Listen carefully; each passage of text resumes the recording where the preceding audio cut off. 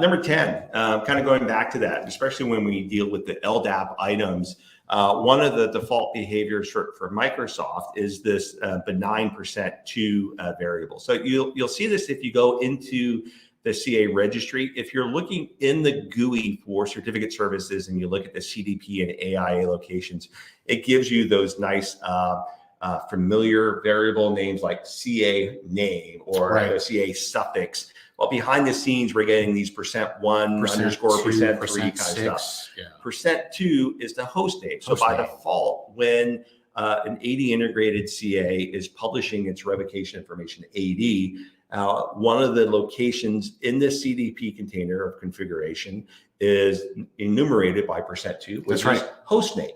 Now, if I pick up my CA, move to another machine, if it has the same host name, all that will work. It has nothing to do with SID. It has nothing to do with it.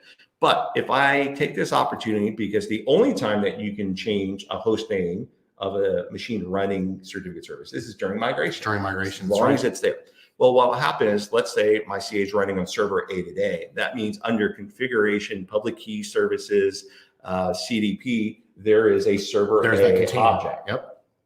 When I move over to server B, that %2, that variable is going to get enumerated, and the CA is going to start putting it into a different object in AD. That means all of my clients that are out there looking for revocation information, that was hard coded into their certificate, and %2 was translated and stamped in there as server A as the object name. Well, that's there, but we'll now have an expired CRL. So I need to make sure that I have a way of facilitating and configuring my CA to say, you need to continue to update this old CRL location or things. Which there's two ways. There are 2 ways I know of that you can do that, right? Which is you can either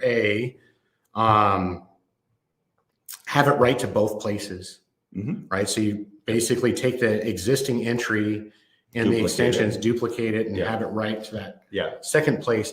So instead of the bracketed host name or the %2, you would actually hard code the machine name. Put server A in there.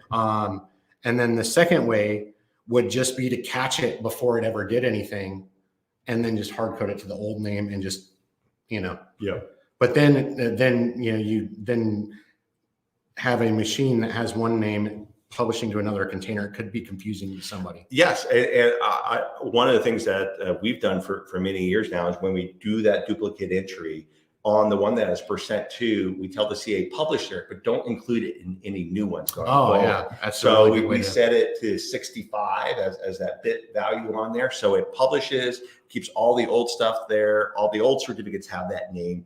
But then going forward, it's using server B. That's the only thing that's stamped. The CA just happens to be publishing a little bit. So, that's the most right way to do it.